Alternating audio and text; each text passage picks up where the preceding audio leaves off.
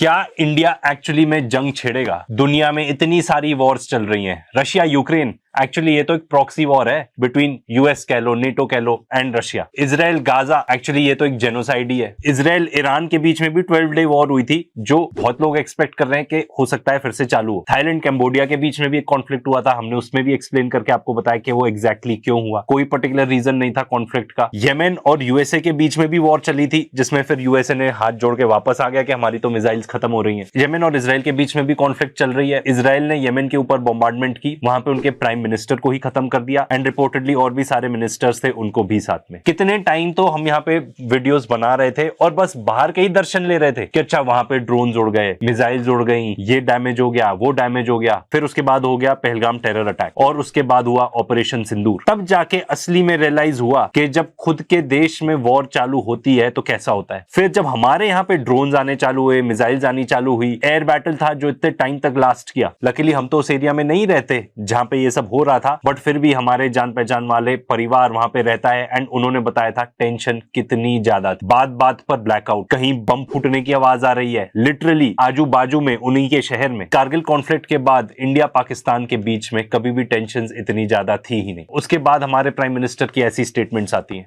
Operation सिंदूर अभी खत्म नहीं हुआ है। उसके बाद स्टेटमेंट्स ऐसी भी आ रही हैं कि भाई अगर कोई भी फ्यूचर में टेरर अटैक होता है तो उसको कंसिडर किया जाएगा एन एक्ट ऑफ वॉर। ये बहुत ही स्ट्रॉन्ग स्टेटमेंट है, क्योंकि टेरर अटैक्स तो होते रहते हैं। किस टेरर अटैक को आप पकड़ोगे और बोलोगे कि भाई अब तो लाइन क्रॉस हो गई, अब तो हम वॉर चालू करने वाले हैं? क्या इंडिया को इजराइल बनाने की कोशिश हो रही है? उसके अलावा इंडियन गवर्नमेंट ने इंडस वाटर ट्रीटी को अबेयंस में डाल दिया है। आप बेसिकली कह रहे हो कि आप इतनी लंबी चौड़ी पॉपुलेशन को क्या वाटर डिनाई कर दोगे? इसके ऊपर पाकिस्तान ने अपनी स्टेटमेंट दी कि अगर कोई भी इंडियन अटेम्प्ट होता है टू डाइवर्ट या स्टॉप फ्लो ऑफ वाटर तो that will also be considered an act of war. उसके बाद पाकिस्तान की तरफ से स्टेटमेंट आती है कि जो 1972 का शिमला एग्रीमेंट है उसको हम सस्पेंड करते हैं। शिमला एग्रीमेंट का एक बहुत इंपॉर्टेंट क्लॉज है, वो ये कहता है कि अगर कोई भी डिस्प्यूट हुआ दोनों देशों के बीच में तो वो बायलैटरली सेटल किया जाएगा। मतलब जो ट्रंप आके बीच में कह रहे थे कि मैं कश्मीर का डिस्प्यूट रिजॉल्व करता हूं, तो ये बात हुई थी कि दोनों आपस में करेंगे, कोई तीसरा नहीं आएगा। पर अब आपने तीसरे के लिए भी दरवाजा खोल दिया। बेसिकली हर टाइप के आपके एग्रीमेंट्स जो है आप उसको हटाते जा रहे हो। इतने साल की जो डिप्लोमेसी थी उसको चुटकियों में खत्म करते जा रहे हो। जब वॉर की बात करते हैं तो जो ऑपरेशन सिंदूर था एक्चुअली वो तो एक कॉन्फ्लिक्ट था, वो वॉर था नहीं। एंड बहुत सवाल तो ये भी उठा रही है इंटरनेशनल कम्युनिटी कि क्या जस्टिफाइड था ऐसा कुछ करना। कुछ ऐसे सवाल हैं जो उठ रहे हैं, हम उन्हीं को बताना चाहेंगे। सबसे पहले तो क्या हमने दुनिया को प्रूफ दिया कि वो जो टेररिस्ट थे जिन्होंने वो घिनौना काम किया वो पाकिस्तानी थे? क्या जस्टिफाइड था कि हम इतनी एस्केलेशन करें, सीधा एयरफोर्स का जो इतनी एस्केलेटरी फोर्स है उसका इस्तेमाल करें? ये तो हमारी पार्लियामेंट की स्पीचेस में ही हो गया था क्लियर कि हमने अटैक करके पाकिस्तान को कॉल करके बोला था कि बस वी आर डन। तो क्या हम आगे एक्सपेक्ट नहीं कर रहे थे क्या एक रिटेलिएशन? ये भी एक सवाल उठता है। हमारा और आपका क्या ओपिनियन है, इट डज नॉट मैटर, पर दुनिया ने जो भी रिस्पॉन्स दिया किसी ने भी पाकिस्तान को कंडेम नहीं किया। सबने ये कहा दे कंडेम टेररिज्म। इजराइल जिसको आप इतना भाई बंधु समझते हो उसने भी पाकिस्तान को कंडेम नहीं किया था। इसके अलावा जो हमारे डिफेंस पर्सनल से स्टेटमेंट्स आ रही हैं वो भी नोटवर्दी हैं। हमारे जो सीडीएस हैं जनरल चौहान, उनका ये कहना है if you want piece prepare for war. इसके अलावा जो हमारे आर्मी चीफ है जनरल द्विवेदी, वो भी कह रहे हैं कि जो नेक्स्ट वॉर है it may come sooner than expected. अब भाई ये क्या बताना चाह रहे हैं हमारे इंडियंस को कि हमको प्रिपेयर्ड रहना चाहिए वॉर के लिए? भाई वॉर होगा तो क्या होगा ये तो हम ऑलरेडी आपको पहले वीडियो में बता चुके हैं। हमने बताया था कि भाई कितना बड़ा डिजास्टर हो जाएगा वो हमारे लिए। पर बात ये है कि अब तो अबंडेंटली क्लियर है ऑपरेशन सिंदूर के बाद कि अगर वॉर होगा तो सिर्फ पाकिस्तान से नहीं होगा, they will be supported by China. Full on support मिलेगा उन्हें। इसके बारे में भी हम बात कर चुके हैं कि पाकिस्तान चाइना के क्या रिलेशन है। अब जो SCO Shanghai corporation organisation summit जो है वो चाइना में चल रही है मीटिंग, जिसके लिए प्राइम मिनिस्टर मोदी चाइना भी गए हैं। वो 7 साल बाद गए हैं चाइना। इसका मतलब ये है कि हमें चाइना के साथ अच्छे रिलेशनशिप चाहिए। SCO किस चीज के लिए? SCO है सिक्योरिटी गारंटीज के लिए, उन सारे देशों के लिए जो उसका पार्ट है, एंड खास तौर पे हमारे लिए, हमारे कॉन्टिनेंट के लिए। एंड इसमें चाइना का बहुत बड़ा हाथ है। इनफैक्ट ये भी प्रिडिक्ट किया जा रहा है कि बांग्लादेश तो अभी SCO में है नहीं, पर उनको भी ऐड करा दिया जाएगा एंड चाइना ही ऐड कराएगा उन्हें। एंड इसका एक बहुत बड़ा फैक्टर ये है कि चाइना जो है वर्ल्ड की फैक्ट्री है, वो तब बेनिफिट करता है जब दुनिया भर की इकोनॉमीज बढ़िया से चले, क्योंकि उनको वो ये सब सामान बेचता है। वो पीस में ज्यादा बेनिफिट करता है, वॉर में नहीं। World's biggest exporter of defence equipment कौन है? United States of America. तो अमेरिका ऐसा देश है जो एक्चुअली वॉर से प्रॉफिट करता है। चाइना के लिए वॉर एक्चुअली हार्मफुल है। अब अगर हमें चाइना के साथ रिलेशनशिप सुधारने हैं, जो कि बहुत ही जरूरत है, क्योंकि वेस्ट ने तो देखो हमको सॉर्ट ऑफ एलियनेट कर दिया है, सॉर्ट ऑफ, क्योंकि अमेरिका ने हमारे ऊपर ऐसे टैरिफ्स लगा दिए हैं कि हम उनके ऊपर वो पर्टिकुलर इंडस्ट्रीज जिनके ऊपर वो टैरिफ लगे हैं, कोई चांस ही नहीं है कि हम किसी और देश के साथ कंपीट कर पाए। चाइना की हमें इसलिए भी जरूरत है क्योंकि हमारी काफी इंडस्ट्रीज ही ठप बैठ जाएंगी अगर हम चाइना के साथ रिलेशनशिप बिगाड़ लेते हैं तो। फॉर एग्जाम्पल, चाइना ने बीच में एक छोटा सा थ्रेट इशू कर दिया था कि हम आपके यहाँ पे जो रेयर अर्थ मैग्नेट्स हैं वो नहीं भेजेंगे, तो इससे हमारी ऑटोमोबाइल इंडस्ट्री ही ठप पड़ सकती है। अब ये नहीं पॉसिबल कि हम चाइना के साथ भी रहें और पाकिस्तान के साथ वॉर भी चाहें, क्योंकि हम उन पे इतनी सारी चीजों पे डिपेंडेंट है। इंडिया की हमारी स्ट्रेंथ क्या है? देखो, हम कोई भी ऐसी चीज नहीं बनाते जो हम एक्सपोर्ट कर सके बाहर, जो हमारी स्पेशलिटी हो। जैसे चाइना के पास रेयर अर्थ है, रशिया के पास क्रूड ऑयल है, अमेरिकन के पास डिफेंस इक्विपमेंट है, लेकिन हमारे पास कुछ ऐसा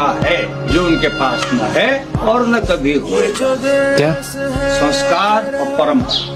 हमारा देश दुनिया का सबसे महान देश। या ऐसे कोई ऑटोमोबाइल हो जो पूरी दुनिया को चाहिए हो, जो सिर्फ हमारे पास है। हमारे पास कोई भी ऐसी चीज नहीं है। अगर हम कुछ मिस कर रहे हैं तो प्लीज बताना, क्योंकि अगर कोई ऐसी चीज होती तो हम अमेरिका के साथ बेटर नेगोशिएट कर पाते, कुछ तो बता पाते कि अगर आप इतने टैरिफ्स लगाओगे तो भैया देख लो हमारे पास भी ये चीज है, हम आपको नहीं देंगे, जैसा कि बेसिकली चाइना ने किया। हमारी एक पर्टिकुलर स्ट्रेंथ है जिसकी वजह से सब हमारे साथ, या जो भी नेशंस चाहते हैं हमारे साथ अच्छा रिलेशनशिप चाहेंगे, वो है हमारा मार्केट। हमारी इतनी बड़ी आबादी है, इतनी सारी चीजें खपत होती है, ग्रोइंग इकोनॉमी है, तो सबको लगता है कि भाई हमारी कंपनीज का भी शेयर यहाँ पे होना चाहिए। तो हमको तो वॉर बिल्कुल भी नहीं सूट करता, क्योंकि अगर हमारे यहाँ पे जंग छिड़ जाती है, लोगों की पेइंग कैपेसिटी एकदम खत्म होते जाती है, मार्केट ही गिर जाता है, तो फिर लोगों को हमसे क्या मतलब। अगर आप रशिया की बात करो तो रशिया हमें क्या बेचता है? Crude oil. उसको हमारा मार्केट चाहिए क्योंकि यहाँ पे इतनी ज्यादा खपत होती है ऑयल की। One of the biggest consumers है हम ऑफ पेट्रोलियम प्रोडक्ट्स। यूएस के साथ हमारा क्या माजरा है? क्यों उसने टैरिफ्स लगा रखे? अगर आप ये वाला फैक्टर छोड़ दो कि भाई ट्रंप एक ईगोइस्टिक इंसान है और उसको सीजफायर का क्रेडिट चाहिए था, उसको अगर आप साइड रख दो, उनको एक्सेस चाहिए हमारे एग्रीकल्चर के मार्केट का। चाइना को भी सेम ही चाहिए। चाइना कितने सारे प्रोडक्ट्स बेचता है यहाँ पे। हमारा बिगेस्ट इंपोर्ट हम कहां से करते हैं? चाइना से करते हैं। ऑलमोस्ट $100 बिलियन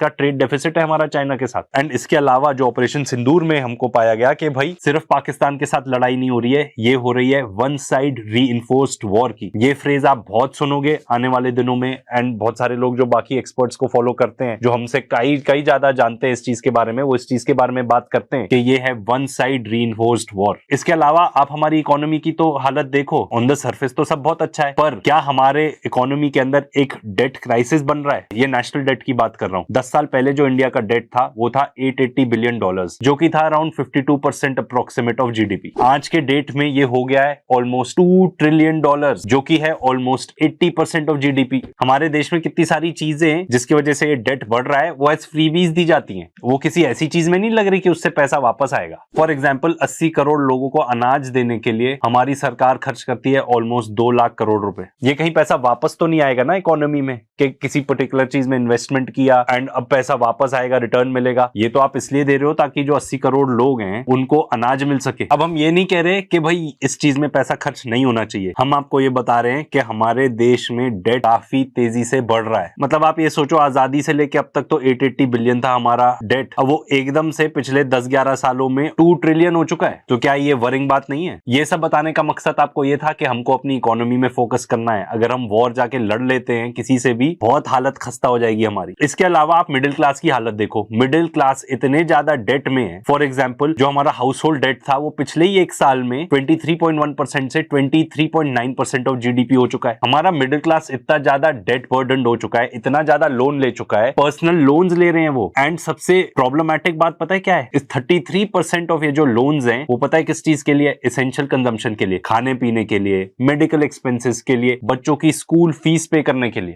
अगेन ये बात इन पर भी लागू होती है मिडिल क्लास पे, कि जो लोन ले रहे हैं वो कहीं होम लोन, ऑटो लोन्स या कोई ऐसा अपना एसेट नहीं बना रहे हैं लोग लोन ले। ये लोग एक्चुअली रोजमर्रा की चीजों के लिए लोन ले रहे हैं। Credit card loan default almost at the highest point है देन इट्स एवर बिन हमारे देश में। एंड भाई ओवरऑल ये डेट क्राइसिस की वजह से कितनी सुसाइड्स हो रही है उसकी तो बात भी मत करो। एंड किसान सुसाइड्स के तो कितने ही केस मिल जाएंगे, मीडिया ने शायद उतना कवर करना भी बंद कर दिया है। ये देखो, हमने ऑपरेशन सिंदूर के दौरान भी कितने वेपन्स यूज किए, उसमें कितने इंडियन मेड थे, कितने बाहर के थे, कौन से एयरक्राफ्ट यूज किए, ज्यादातर बाहर के ही थे सब। ऑयल चाहिए रहेगा आपको बहुत ज्यादा, हमारे पास कोई क्रूड ऑयल नहीं है, हम सब इंपोर्ट करते हैं। तो भाई हमारे लिए कोई भी वजह नहीं है कि हमको वॉर क्यों लड़ लेनी चाहिए किसी के साथ भी। आज की जो सिचुएशन को अगर एनालाइज करें उसमें तो बिल्कुल भी नहीं है। हमको ये पूछना पड़ेगा कि हमारे क्या ऑब्जेक्टिव रहेंगे, क्या अचीव करना चाहेंगे वॉर से। ऐसा क्या मिल जाएगा? इसीलिए मुझे लगता है प्रोबेबिलिटी तो इसकी बहुत लो है। And if anything, if you ask me, operation Sindoor के बाद तो और भी ज्यादा कम हो गई है ये। एंड आज के डेट में हमें सख्त जरूरत है कि भाई हमारे आसपास जितने मुल्क है ना, उनके साथ अच्छी रिलेशनशिप मेंटेन करें, उनके साथ ट्रेड करें। एंड अगर आप कश्मीर की बात करते हो कि भाई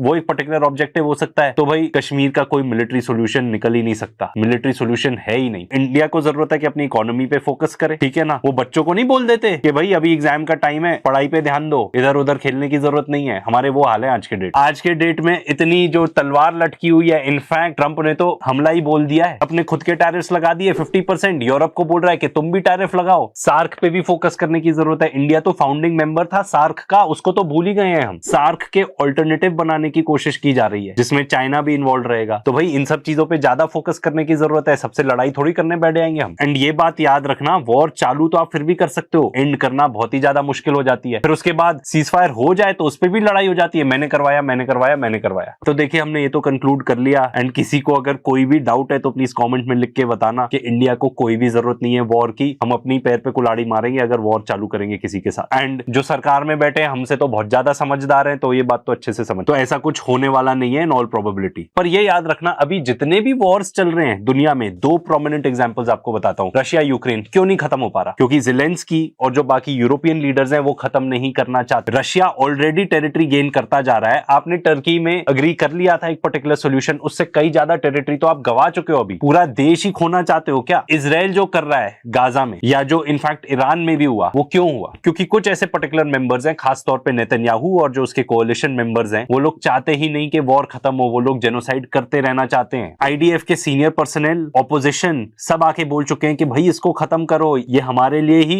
गले की घंटी बनते जा रहा है। पर नहीं, उनको नहीं करना, क्योंकि इन लोगों का पर्सनल बेनिफिट है उसमें। इसलिए पर्टिकुलर वॉर्स या जेनोसाइड आज भी चल रहे हैं। तो ये वॉर्स क्यों लड़े जा रहे हैं? ये ताकि जो लोग पावर में हैं वो सत्ता में बने रहें। एंड ये भी याद रखना, वॉर होंगी तो बेनिफिट किसको होगा? जो ऊपर में बैठे लोग हैं उनको बेनिफिट होगा। जो कंपनीज हैं जो ये सब मटेरियल बेचती हैं आपको जंग लड़ने के लिए, उनको और भी ज्यादा बेनिफिट होगा। तो भाई आज के डेट में इंडिया पाकिस्तान के बीच में मुझे तो नहीं लगता वॉर चालू होगी। पर यह बात जरूर याद रखना, जैसे कि कारगिल के टाइम भी हुई थी, वो जो पर्टिकुलर कॉन्फ्लिक्ट, उसमें गवर्नमेंट का बिल्कुल भी सपोर्ट नहीं था। वो एक पर्टिकुलर आदमी ने अपने विल पर चालू की थी वो पर्टिकुलर कॉन्फ्लिक्ट। अगर आगे इंडिया पाकिस्तान के बीच में भी कभी कुछ ऐसा होता है तो ये याद रखना कि एक पर्टिकुलर इंडिविजुअल या कुछ पर्टिकुलर ग्रुप ऑफ पीपल उस चीज से बेनिफिट कर रहे हैं, इसीलिए जंग चालू हो रही है।